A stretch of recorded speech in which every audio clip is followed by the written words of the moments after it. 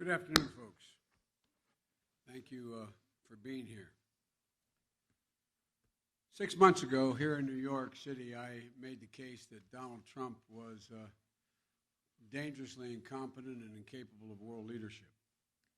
And the past few days, in the wake of the killing of the Iranian General Soleimani, I think Donald Trump has proven beyond that comment beyond dispute.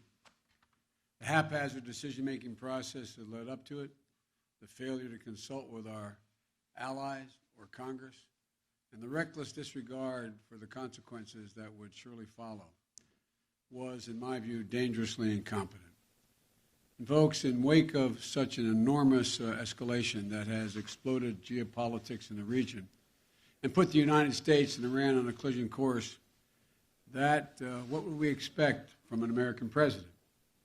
Well, what have we heard from President Trump?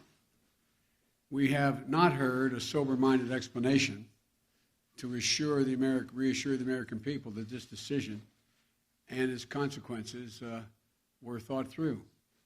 No level-headed words meant to dial down the tensions and to take us off the path of conflict. No press conference or consultation with our Congress. No, what we've heard so far from this president are tweets, threats, and tantrums.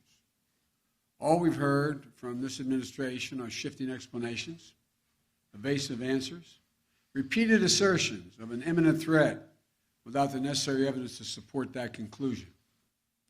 And since this is a president with the history of lying about virtually everything, who has destroyed his own credibility and that of the United States on the global stage, neither the American people nor our allies, and indeed no one around the world seems to be taking his word for it. If there was an imminent threat that required this extraordinary action, we're owed an explanation and the facts to back it up.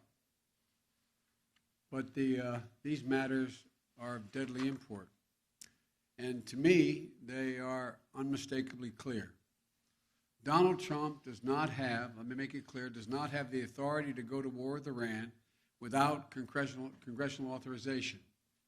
Without working with Congress, it is not optional. It is not an optional part of his job. Presidential notification of Congress about the need to exercise war powers cannot be satisfied in 280 characters or less.